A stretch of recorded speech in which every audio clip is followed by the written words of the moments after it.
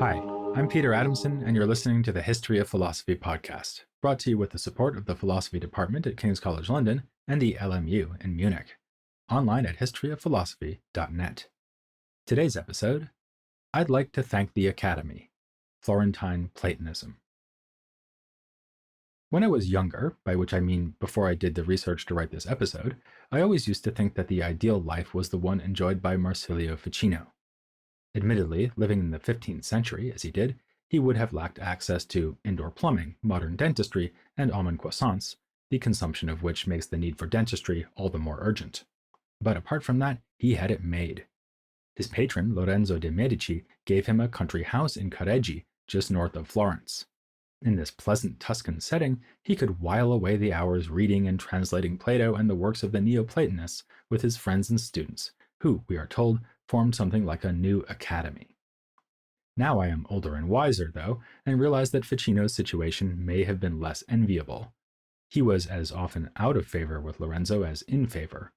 And it turns out that, like reports of Mark Twain's death and everything Donald Trump has said about himself since he was 4 years old, the stories of the Florentine Academy are greatly exaggerated.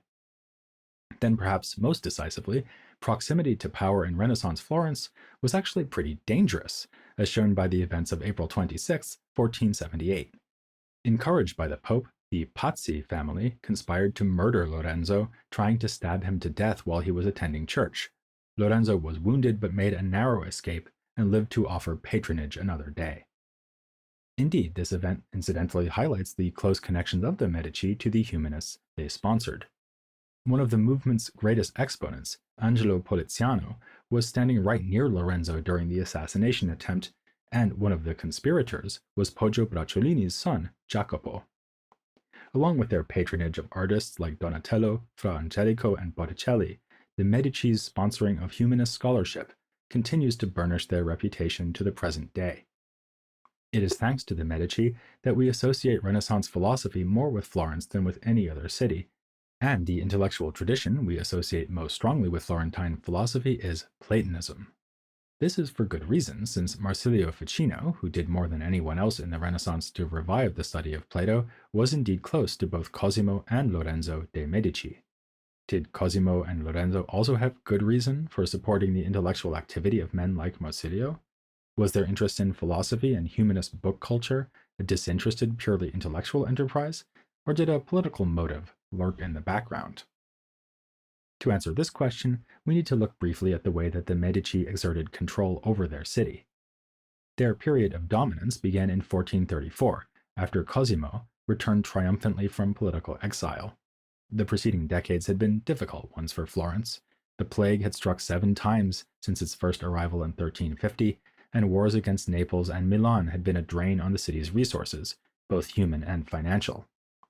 Yet Florence remained prosperous, thanks to its silk industry and skilled craftsmen, and no one enjoyed the fruits of prosperity more than the Medici, who parlayed fabulous wealth built up through banking into a network of clients and allies. At no point did Cosimo, his son Piero, who was head of the family for only a few years, or his grandson Lorenzo hold an official position of monarchical rule in the city. They did not need to, because the theoretically republican political system of Florence was in fact subject to their control. The Medici pretended not to be autocrats, as when Cosimo wrote to the Pope to plead that as a mere private citizen he could not pledge Florence's support for a crusade on behalf of Constantinople against the Turks. But in fact, he was king in everything but name, as remarked by that unsentimental observer of political life, Ennia Silvio Piccolomini. You might remember him from episode 333. He was the one who wrote the treatise on the misery of courtiers. The Medici displayed their wealth while cementing their claim to legitimacy through their patronage of art, architectural monuments, and classical learning. Though they didn't come right out and say so, it's pretty obvious why they might have found Plato in particular to be a congenial classical authority. In his Republic and his Laws, which perhaps not coincidentally was the first Platonic dialogue Lorenzo asked Ficino to translate into Latin, Plato prescribed a top-down political structure in which wise rulers devised the best policies for the unity and prosperity of a city-state. Harking back to Plato and to George Gemistos Platon's political theories, which were themselves inspired by the Republic, The humanists praised the Medici as philosopher rulers, if not philosopher kings, eminent in their virtue and wisdom as well as their power. Already Leonardo Bruni made this connection when he translated the Platonic letters into Latin and wrote to Cosimo to urge that he heed the advice given in them. Ficino, for one, thought the message got through. He wrote, "Plato showed me the concept of the virtues but once. Cosimo put them into practice every day." And Poliziano, in the preface of his translation of Plato's Charmides, said to Lorenzo, "You alone of the whole universe of men both rule the republic wisely and recall philosophy home from long exile." None of which is to say that Florence had a monopoly on humanism or on the study of Plato. Francesco Filelfo, another translator of Plato, was a staunch opponent of the Medici and wound up as a courtier in Milan.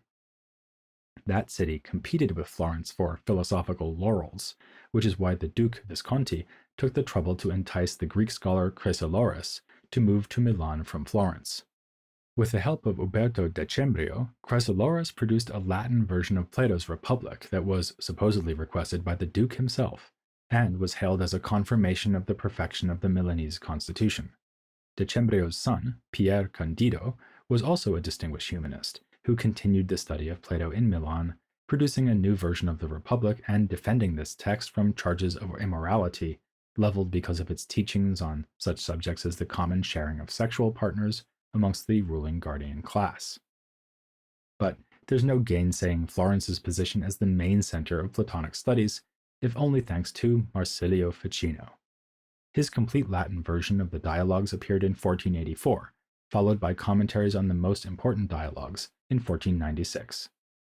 He also translated other Platonist authors, notably Plotinus, and produced a major treatise called the Platonic Theology. Effectively, Ficino was a one-man revival of late ancient Platonism, though he can't take sole credit for the blossoming of this tradition in Florence. Apart from Bruni, we can recall the name of the Byzantine emigre John Argyropoulos, who lectured on Greek at the University of Florence beginning in 1458. His teaching activity has been linked to the fact that, as Ficino put it, the spirit of Plato flew to Italy from Byzantium. This is certainly what Donato Acciaioli thought. Acciaioli, whom we already met as the author of a commentary on Aristotle's Ethics that drew on Argyropoulos, said of him, "He has diligently opened up Plato's beliefs to the great wonder of those who hear him lecture." But modern-day scholars don't agree about the depth of Argyropoulos' interest in or commitment to Platonism. He may have been more interested in presenting a more systematic approach to Aristotle. Another candidate for inspiring the interest in Platonism is Cristoforo Landino, who began as a lecturer at the University of Florence at the same time as Argyropoulos. His specialty was actually rhetoric and poetry, but he discovered Platonic themes hidden in the poetry of authors from Homer to Dante. It's been remarked that he lectured on philosophers as if they were poets, and on poets as if they were philosophers. This brings us to a key question about the study of Plato at Florence. Was the approach that humanists took to the dialogues and later works of Platonist philosophy really all that philosophical? Or was it more a matter of rhetoric and literary appreciation, since Plato's Greek was considered a paradigm of good style, as it had already been in Byzantium? Here it is usual, and to some extent helpful, to contrast Marsilio Ficino to the aforementioned Angelo Poliziano, whose name, by the way, is sometimes anglicized as Politian. This contrast should not be overdrawn, though. Ficino was certainly an expert philologist and frequently made textual and terminological observations on the dialogues he translated, while Poliziano certainly had philosophical interests. But it would be nonetheless fair to say that Platonist philosophy was Ficino's true calling, whereas the core activity of Poliziano was that of the philologist. We can make that second claim with some confidence, since Poliziano said it about himself. Already before him, Landino had explicitly distanced himself from the title of philosopher in his inaugural lecture, saying, "When I have so much difficulty protecting my own territory, would I dare launch a reckless assault on another's?" Similarly, in a witty and entertaining treatise entitled Lamia, Poliziano says that he would certainly not be ashamed to call himself philosopher, but admits that it is not really a name he merits. For him, Plato has best explained the nature of the true philosopher a figure who thinks of death constantly, even in life, and relentlessly pursues virtue. Poliziano modestly allows, I have only barely come in contact with those disciplines that mark the philosopher's competence, and I am just about as far as can be from those morals and virtues. But this is, to use a term that has somehow crept into the English language while I wasn't looking, a case of humble bragging. Poliziano disclaims the status of philosopher so that he can claim a status he cherishes more, that of the scholar or philologist, or as he puts it in Latin, grammaticus. His use of this word is apt to mislead, as it makes Poliziano sound like a mere schoolteacher. He refers to the late ancient Christian commentator John Philoponus as an illustrious predecessor, since Philoponus was nicknamed the grammarian. But this is rather ironic, because Philoponus's bitter enemy Simplicius had applied that label to him precisely in order to sneer at his lack of philosophical expertise. For Simplicius, being a grammarian really did just mean teaching children their letters. For Poliziano, though, it is a much more exalted occupation, one that calls for expertise on philosophical texts and much more besides. A grammaticus should work with texts of all kinds. The true philologist is the scholar who, in the words of modern-day interpreter Christopher Celenza, has the breadth of vision suitable to confront human intellectual activity in all of its variety. Poliziano's Lamia is a defense of this approach from certain unnamed critics, colleagues at the University of Florence. Hence the title. He compares these critics to the blood-sucking sorceresses, called Lamia, mentioned by ancient authors like Ovid. Poliziano's backbiting rivals are contemptuous of him because they think him incompetent to teach philosophy, as he's been doing at the university. Poliziano's response is that his comprehensive mastery of antiquity includes an understanding of the texts he's been lecturing on. As he says, I am an interpreter of Aristotle, not a philosopher. While he professes to admire those who do earn the title of philosopher, it's clear why he might want to distance himself from that title. As he understands it, philosophers are not scholars immersed in texts, but rather otherworldly figures. Evoking a portrait of the philosophical life drawn by Socrates in Plato's Theaetetus, Poliziano speaks of the philosopher as being at a loss when it comes to the practicalities of everyday life. In particular, he's politically adrift. He doesn't know how to get to the forum, and doesn't even know where the Senate meets. There's more irony here, since some contemporaries saw Poliziano himself as an out-of-touch pedant. Between him and Bartolomeo Scala, who rose to the powerful office of chancellor in Florence, there raged one of those feuds that have become one of the more familiar and, if we're honest, entertaining features of Italian humanism. Scala mocked Poliziano for his concern with such trivia as whether the first vowel in the name Virgil should be an I or an E. The practically and politically minded Scala much preferred the work of earlier humanists, like Salutati and Poggio. And there's no denying that Poliziano was a master of philological minutiae and also a book lover, quite literally, according to an admiring biography of him written in the late 15th century, which describes him waking up in the middle of the night and stroking the volumes on his shelves, like a wife and a girlfriend. Unlike the earlier Salutati and Poggio, he entered the field of philology when it was already highly developed, and was producing learned commentaries on classical texts where any originality the commentator might have was typically drowned in a sea of detailed textual remarks.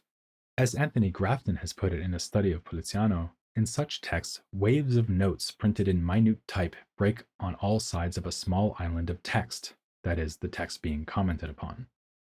Poliziano broke with this tradition by collecting his miscellaneous learned remarks so as to highlight his own perspicacity as a textual critic. My favorite of the details he brought to light is, inevitably, his point that the ancient Latin word camelopardus is the same in meaning as the 15th century giraffa, a loanword from Arabic. That, by the way, is not the only giraffe that lopes into our story. One contemporary witness records that Lorenzo de' Medici received one as a gift from the Sultan of Babylon. Like that remarkable livestock shipment, bettering the achievements of the earlier humanists was going to be a tall order.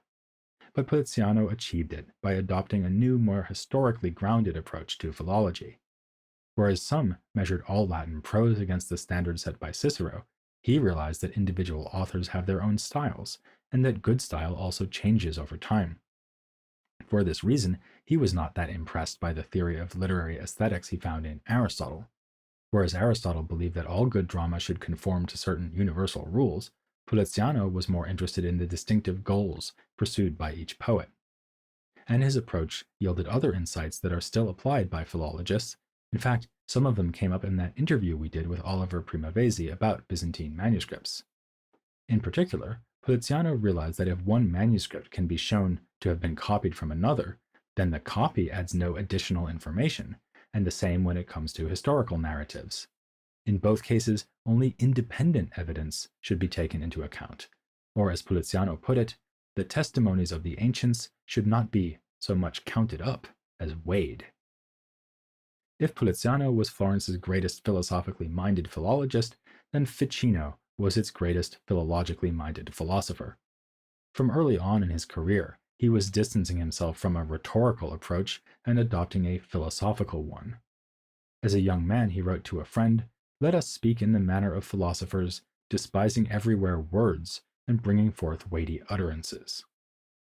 Perhaps taking a cue from Socrates in Platonic dialogues like the Gorgias and Protagoras, in which sophists are mocked for offering long speeches aiming at persuasion rather than straightforward statements aiming at truth, Ficino complained that philology too often meant speaking at undue superfluous length. One reason he admired the Neoplatonist Plotinus, to whose works he devoted so much effort, was that Plotinus instead used a compressed, extremely brief style, which is certainly an accurate assessment. What of Plato himself, whose works are far more readable than those of Plotinus? Well, the dialogues adopt a more complex approach to philosophical discourse, in which Plato's own views are rarely put forth. Only in a few texts, like the Laws, does Ficino think this happens. Usually, the characters in the dialogues represent multiple points of view, and express theories that may be only probable, being like the truth, rather than necessarily the truth itself. We'll look more at Ficino's work on Plato in the next episode. For now, let's return to the context that made that work possible. Did Cosimo really arrange for the foundation of a new academy in the suburbs of Florence, where Ficino could immerse himself in Platonic scholarship? In a word, no. At least, that is the conclusion persuasively established by James Hankins, who, in a pair of articles published back in the early 1990s, poured cold water on the story of the Florentine Academy. For one thing, as Hankins nicely put it is highly improbable that the aged Cosimo would have entrusted a dreamy 29-year-old medical school dropout with a major cultural initiative. For another thing, not a single contemporary source, apart from Ficino, speaks of such an institution, this despite the fact that humanists were falling over themselves to praise Cosimo for his support of humanist culture. When Poliziano and others do praise the Medici, what they especially highlight is their extravagance in paying for those luxury items that kept the humanists awake at night: books. And it's this, according to Hankins, that lies behind a famous passage in which Ficino seems to say that Cosimo, having been inspired by an encounter with Gemistos Plethon, was moved to set up a so-called academy. As we know, Plethon did attend the Ecumenical Church Council at Florence. It was in fact a major diplomatic coup for the Medici that they got the council to be held in their city. But it seems most likely that Ficino is metaphorically explaining that Cosimo acquired a copy of Plato's dialogues based on a manuscript brought to Italy by Plethon. When Ficino goes on to say that Cosimo conceived deep in his mind a kind of academy and charged Ficino himself with bringing that project to its fruition, the word academy is another metaphor referring to a Latin version of Plato's writings. Likewise, when Ficino alludes in various places to his colleagues as academics, he seems to mean not members of an institution based in his house at Careggi, but simply fellow humanists and students, to whom he offered private instruction in the urban setting of Florence itself. So that's kind of disappointing, but it should not detract from our excitement at Ficino's achievement. Even if he did consult previous translations for some dialogues, it was a staggering feat to render all of Plato, plus a wide swathe of Neoplatonism, from Greek into Latin. The right reaction is the one displayed by Giovanni Pico della Mirandola.